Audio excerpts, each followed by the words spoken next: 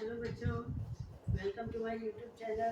आज हम पढ़ेंगे व्हाट इज एन आयन, जो कि क्लास 9 के एटम एंड मॉलिक्यूल्स का चैप्टर का एक टॉपिक है। पहले हम इसको एग्जांपल के थ्रू समझेंगे कि आयन होते कहाँ हैं, ये आते कहाँ से हैं। आपने देखा होगा कि जब आप सूखे बालों में कंघी करते हैं तो बाल खड़े हो जाते हैं।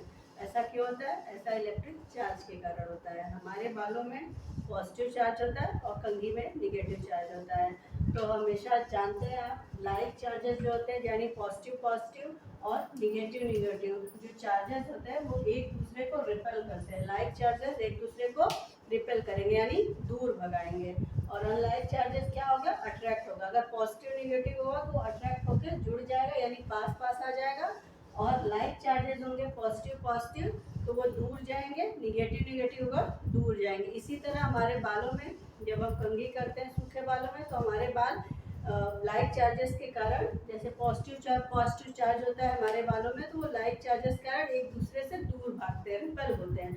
और जब हम उसमें कंघी करते हैं तो वो कंघी की तरफ अट्रैक्ट होते हैं। ऐसा क्यों?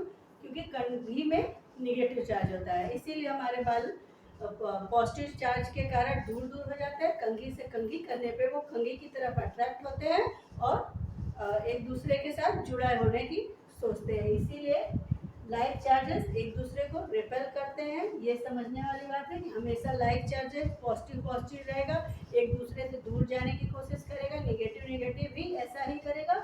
अगर अनलाइक चार्ज है पॉजिटिव निगेटिव, वे एक दूसरे की तरफ अट्रैक्ट होंगे यानी अगर दूर है तो वो पास आने की कोशिश करेंगे। ऐसा एक एग्जाम्पल आप चेयर पे भी, प्लास्टिक की चेयर पे भी देखे होंगे। जब आप हाथ रखते हैं तो आपके हाथ की बाल उसकी तरफ अट्रैक्ट होते हैं। इसी तरह आप हम ये देखते हैं आयन आते कहाँ से, ये इलेक्ट्रिक चार्जेस आते कहाँ से हैं। इलेक्ट्रिक चार्ज आते हैं एटम से।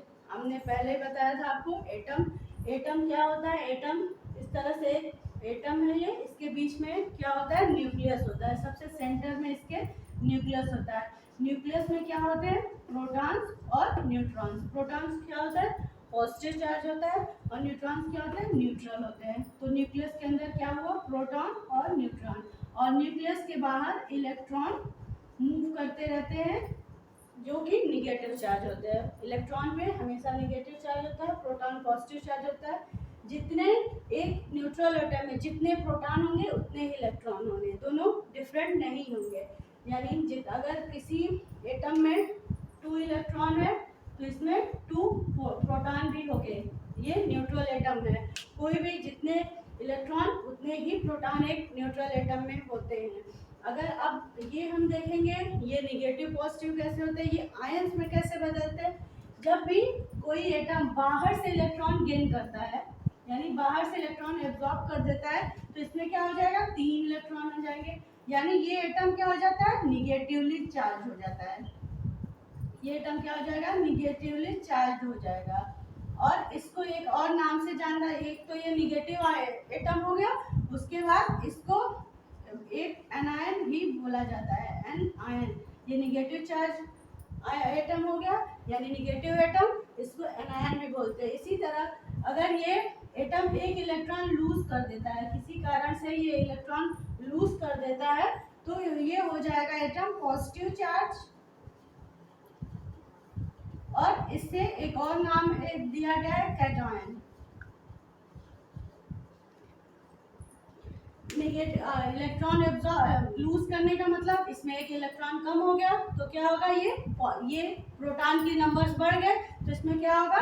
प्रोटॉन नंबर जब पॉजिटिविटी बढ़ जाती है यानी ये पॉजिटिव चार्ज इलेक्ट्रॉन हो एटम हो गया तो इसको कैटायन कहते हैं। अगर इलेक्ट्रॉन एब्जॉर्ब करता है यानी इलेक्ट्रॉन की नंबर बढ़ जाते हैं, प्रोटॉन कम हो जाता है, ये निगेटिव चार्ज हो जाता है, इसको एनायन बोलते हैं। एनायन और कैटायन। एनायन यानी निगेटिव, आपका एटम निगेटिवली चार्ज हो गया, उसमें इलेक्ट्रॉन के नंबर्स बढ़ गए हैं।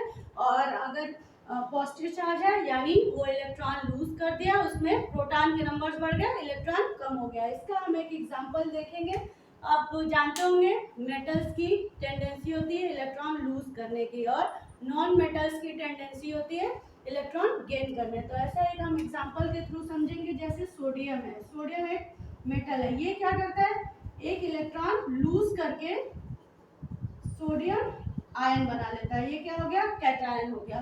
सोडियम आयन, और Cl जो कि एक नॉन मेटल है, ये एक इलेक्ट्रॉन गेन करके Cl निगेटिव बना लेता है, यानी क्लोराइड आयन बना लेता है। ये इलेक्ट्रॉन गेन किया, ये इलेक्ट्रॉन लूज किया। ऐसे एक केमिकल बॉन्डिंग भी होती है इनमें।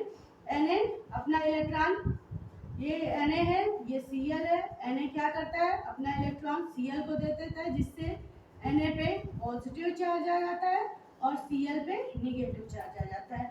कोई भी इलेक्ट्रॉन, जैसे हम एक और एग्जांपल लेते हैं कैल्शियम और ऑक्सीजन का। कैल्शियम क्या है, कैल्शियम एक मेटल है। कैल्शियम की टेंडेंसी होती है दो इलेक्ट्रॉन लूज करने की। दो इलेक्ट्रॉन इसने लूज कर दिया तो इस पे कितने चार्ज हो गए, जितने इलेक्ट्रॉन लूज करेंगे उतने पॉजिटिव निगेटिव चार्ज उस पे आएंगे। दो इलेक्ट्रॉन लूज किया यानी ये 2 पॉजिटिव चार्ज आ गया इस पे। अब जैसे ऑक्सीजन है, ऑक्सीजन की टेंडेंसी, जो नॉन मेटल है, ऑक्सीजन की टेंडेंसी होती है 2 इलेक्ट्रॉन गेन करने की।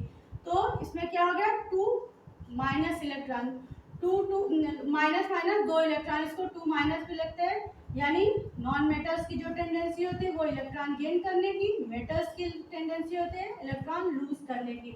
जितने इलेक्ट्रॉन लूज करते हैं, अगर एक इलेक्ट्रॉन लूज किया तो 1 प्लस, 2 इलेक्ट्रॉन लूज किया 2 प्लस, 3 इलेक्ट्रॉन लूज किया 3 प्लस, ऐसे उसके ऊपर लिख देते हैं। जैसे आयरन की टेंडेंसी होती है 3 और 4 इलेक्ट्रॉन लूज करने, तो इस तरह से उस पर चार्ज हो जाता है। और Cl की टेंडेंसी, Cl का एक ही इलेक्ट्रॉन गेन किया तो यानी जितने इलेक्ट्रॉन गेन किए उतने माइनस इस पे आ जाएंगे। ऑक्सीजन पे 2 इलेक्ट्रॉन गेन किए यानी 2 माइनस आ जाएगा। अभी हमें समझ में आ रहा है कि आपको समझ में आ गया होगा कि आयंस क्या होते हैं, कहाँ से आते हैं। निगेटिव आयन क्या होता है, निगेटिव आयन, एनायन, कैटायन क्या होता है, लाइक चार्जेस एक दूसरे को रिपेल करते हैं, पॉजिटिव पॉजिटिव कभी पास नहीं आएगा, वो एक दूसरे से दूर जाने की कोशिश करेगा। इसी तरह निगेटिव निगेटिव रिपेल करेंगे इस तरह। लेकिन अनलाइक चार्जेस क्या होते हैं, अट्रैक्ट करते हैं, एक दूसरे को जुड़ने की कोशिश करते हैं, जो कि हमने एग्जाम्पल के थ्रू देखा है। जैसे कैल्शियम ऑक्साइड है, कैल्शियम पॉजिटिव चार्ज था, ऑक्सीजन निगेटिव चार्ज था। ये इलेक्ट्रॉन गेन करके, ये इलेक्ट्रॉन लूज करके एक दूसरे का कंपाउंड मॉलिक्यूल बनाते हैं, जो कैल्शियम ऑक्साइड NaCl इस तरह से बन जाता है। आई होप आपको, इसी तरह एक एग्जांपल हम और लेते हैं कैल्शियम और ऑक्साइड ऑक्सीजन का। कैल्शियम की टेंडेंसी क्या है, 2 इलेक्ट्रॉन लूज करने की। इसने 2 इलेक्ट्रॉन ऑक्सीजन को दे दिया, ऑक्सीजन की टेंडेंसी होती है 2 इलेक्ट्रॉन लेने की। तो इस तरह से Ca पे 2 प्लस चार्ज आ गया, ऑक्सीजन पे 2 माइनस चार्ज हो गया। इन दोनों के बीच एक केमिकल बॉन्ड बन जाता है, जिसको कैल्शियम ऑक्साइड इलेक्ट्रोवैलेंट बॉन्ड बोलते हैं, जो कि इलेक्ट्रॉन शेयरिंग के द्वारा होती है। इलेक्ट्रोवैलेंट केमिकल बॉन्डिंग हम नेक्स्ट अब बताएंगे आपको, केमिकल बॉन्डिंग क्या होती है। इस तरह से ये इलेक्ट्रो बॉन्डिंग में क्या होता है, जो कैल्शियम ये शेयरिंग के थ्रू होता है, यानी एक लूज करता है, एक एटम अपना इलेक्ट्रॉन लूज करता है, दूसरा गेन करता है। आज तक इतना ही। Thanks for watching.